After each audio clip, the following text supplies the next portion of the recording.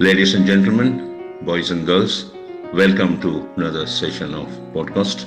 I wish and I'm sure you will enjoy listening to the broadcast. Now, aptitude is a word that's, used very often about, I have an aptitude for this or I don't have an aptitude for this. And we use it very commonly. But let's look at exactly what is aptitude, what constitutes an aptitude. Can we increase an aptitude? How can we recognize our own aptitude? And I'm sure it will give us a far deeper understanding about ourselves. So, sir, to start with, how do we define aptitude? The word aptitude by itself, etymologically, it is only came in 1500s, not before that. So it is directly from a Latin word called aptitudo, do. Okay. So prior to that, we never had this word in English at all. Rather, it was been extensively studied and used from 1640. Okay. Year 1640. So it's a most wonderful part of the subject of psychology also, when they study the brain and its cortex related cognitive aspects of the human brain. And aptitude plays a lot of role. And ever since 17th century, this word is extensively used. This is the background of this word, how it came to existence in English, and how from there on it's been understood, and how eminent personalities up to Sigmund Freud, who worked on this word as a potential part of the human brain, is aptitude. It is one of the most aspect of the cognition, the cortex, is aptitude. Okay.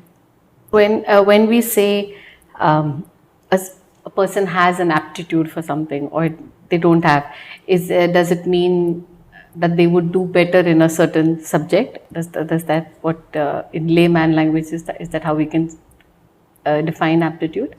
Aptitude is a potential part of the brain which I would call it as inbuilt. And not everybody is too good with science and technology. Right. Not everybody can be a great artist. Not everybody can be a good musician. So it differs from person to person. So there are different aspects of aptitude. Some people are good in something, some people are good in something else, some people are extraordinarily good in language, all those kind of things.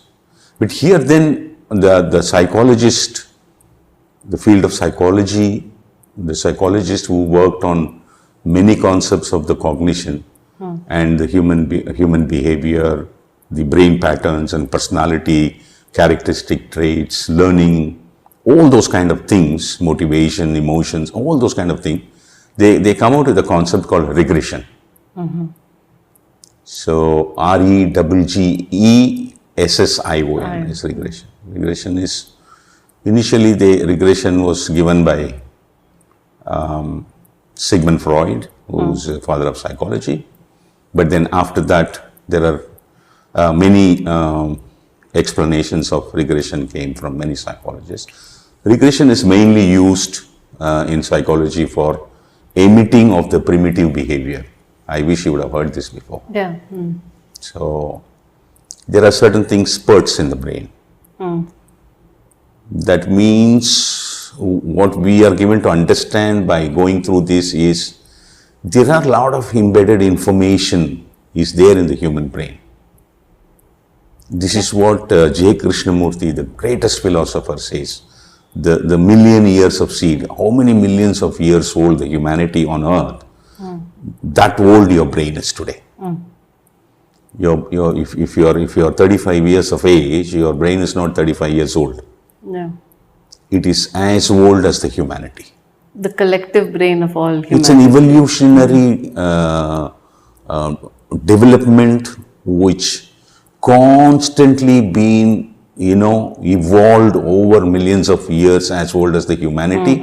This brain is getting fine-tuned by the nature for more and more and more and more in efficiency and works. Okay. So regression comes into play. Regression is also a basic factor for your aptitude. Okay. Already that you are tuned with your brain as you are born, as it grows. Mm-hmm. As I've told you that it takes 25 long years from the day you are born for the entire cortex to develop.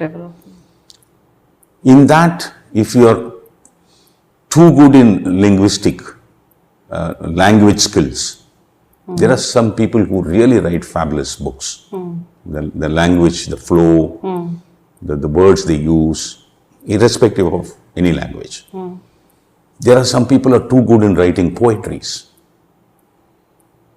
You know that. Everybody cannot write poetry. Right. There are some people who are too good in writing novels. There are some people who are too good in writing curriculum books. You know? So language plays an important role. So if you take one of the greatest personality in language, in linguistic skill was C.N. Annadurai of Tamil Nadu. He was so brilliant. Right. He was too brilliant in Tamil. He was extraordinarily brilliant in English. He took his PhD in English from Yale University. And the viva voce which he gave for a few hours in front of an audience was something unimaginable. Even an Englishman cannot do. What I'm trying to say is he's so good. His aptitude for languages. Language was good for him. So coming to that, so what are the classes or different types of aptitude? Can they be classified? Yeah, in aptitude, they are trying to classify, they've tried their level best to classify the linguistic part of aptitude. And then in the STEM they call it now.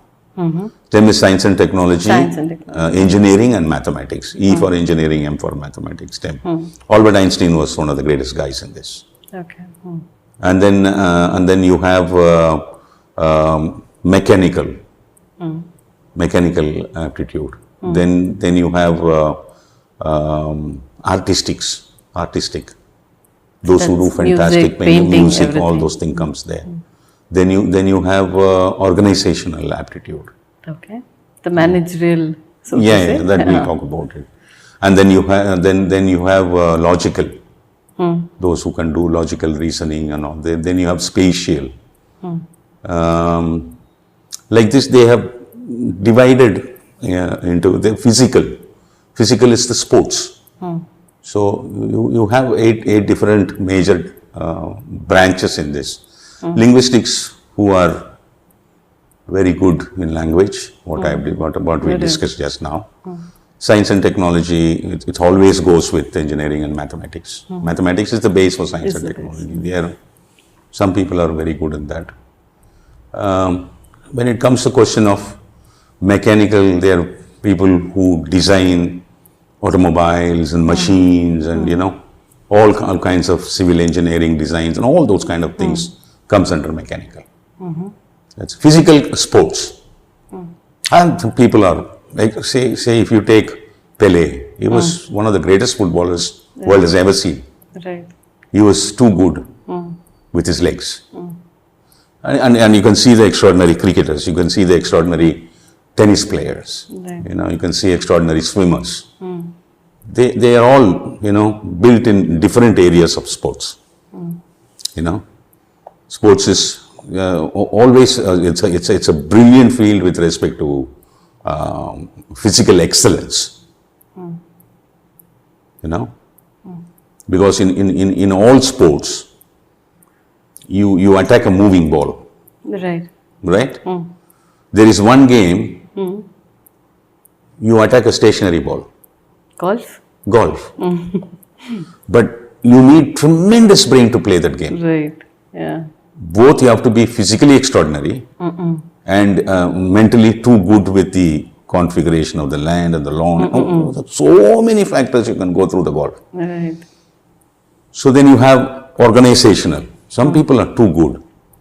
If you take a 200 plus room hotel, a star hotel, then the GM, the general manager, should be extraordinarily good in organizational aptitude because you have the operation, the front office, which has so many things like travel desk and receptions and reservations, and you have the housekeeping after that. Then you have your internal security system, then you have the HR, then you have the F&B, then you have different restaurants managed by different managers, then you have the banqueting section, the banquet manager for the... There are so many faculties. You have the residential manager, you have the maintenance department. It keeps going to manage this hotel because it is happening into 24/7 operation. Nearly about 600, 700 people will be working 8-hour shift continuously. And this guy, GM, who has to overview the whole thing to make sure that all departments work together, wherein the harmony sets in, to see to it every operation goes smooth, because you are constantly getting guests inside and they are moving out. So that is real organizational. That I really admire that in my life. I've seen a lot of these things. And when it comes to bigger hotels like 400, 500 rooms, and you have hotels like 2,000, 3,000 rooms in other parts of the world and all that. So it is so brilliant. It's like managing a small city. Yeah. So like this, you have different types of aptitude where people are exclusively good in certain aptitude. So how do we recognize, in adults, maybe today if I want to re-look at what I'm really good at, there might be certain areas that I'm not exposed to, but maybe I could have the aptitude for that, but I haven't recognized it. Or in children, we almost always want children to do well in school in maybe science and maths and try to take, a certain, the majority of parents would like their kids to be an engineer or a doctor or a CA or something. But how is it that we can, in adults and early in children, recognize an aptitude for something and hone that aptitude? How is it possible to do that? This is where the basic education, is required. In basic education, you must know little language, little mathematics, little bit of science, little bit of history, little bit of geography, and all these things. To basically equip an individual with his brain from his childhood to know what he is, in which world he is living, what he should know, the basics. But when it comes to the question of his personal skills with respect to his potential aptitude in the brain, you have lot of tests in psychology, which is not being properly used in schools. In schools, we generally make sure that your education is mark oriented, with the memorizing and repeating, and then mark oriented, which comes under punishment and reward. If you take this much of mark, you're good. If you take this much of mark, you're failed, you'll be retained back. So that where fear factor comes in, learning becomes difficult. Education is also not that correct in that area. But there are specific countries, some of the European countries, especially Russia, Chinese, all these guys, primary education stops with the primary schools. Then in secondary education, the specialization starts, where children are identified. So by then they're already identified with their potency of the aptitude, what they have in them. There are people who are not good enough in memorizing and repeating. They will be more interested in playing sports. He will become a world big basketball player later, which he will earn 10 or 100 times more than a brilliant surgeon or a fantastic engineer who is sitting and designing in NASA. As a sportsman. And he may be a fantastic artist. Each painting may go for millions of dollars. We don't know. So we have to identify and exclusively give him the passage for that area to develop his brain more there. Where you are having potency of the brain with respect to your aptitude and skills, both are same. So for certain aptitudes, you need to have physical skills plus the mental skill, the cortex part of it. In certain aspects, only cortex is required. Only your brain potential is required. So the skill and the aptitude are the same. It's not two different things. You're mentally skillful or physically skillful or both mentally and physically skillful to do certain act in a particular specific area. So this is how you have to identify a person and his interest, that individual's interest will be more towards, he will never become tired with respect to time frame.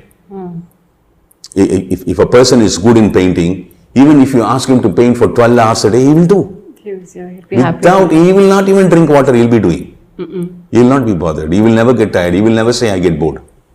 This is where the whole, the potency of the brain is tapped.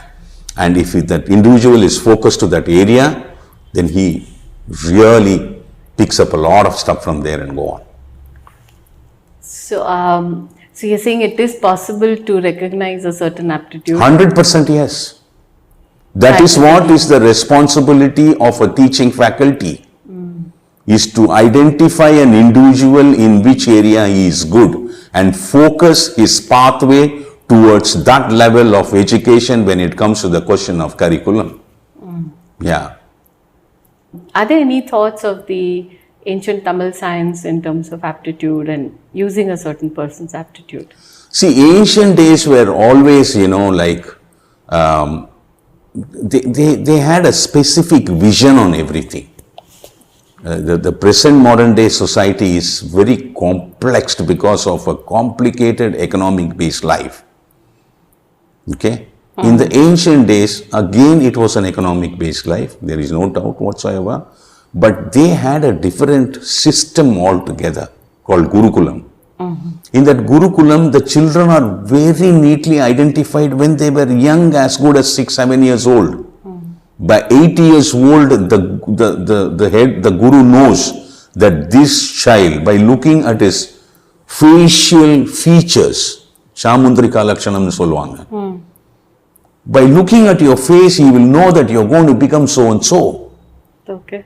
I don't need to give you a framework of test sheets and other things by the psychologists who have sat and years together and researched and designed. I don't need all that. By looking at his face, this guy will become a phenomenal guy in dancing. We will take you there. We will put you in that specific department and we will train you. This guy will become a fantastic musician. This guy will become a fantastic medicine maker. We identify you as before 8 years of age in the ancient days. And you are specifically trained. And you are periodically being, checked in terms of communication. The Guru calls and speaks to you to your level. Why are you tired today? Are you not interested in what you are doing? Is there anything that you lack? Is there anything that you want? Your needs are met. Where the children are being given all the independence to express. There is no fear there. That levels of education is not based on punishments and rewards. When there is no punishments and reward, then there is no fear. When there is no fear, real learning sets in. True. And your interested area is identified very nicely, you are focused to that area, and you will be given all the advantage and the time factor for you to proceed in that path. Beautiful, yes. This is how the ancient system was working. Great. Thank you so much, sir. Thank you very much for spending your quality time. Thank you very much for your attention. I wish you enjoyed this session. See you later.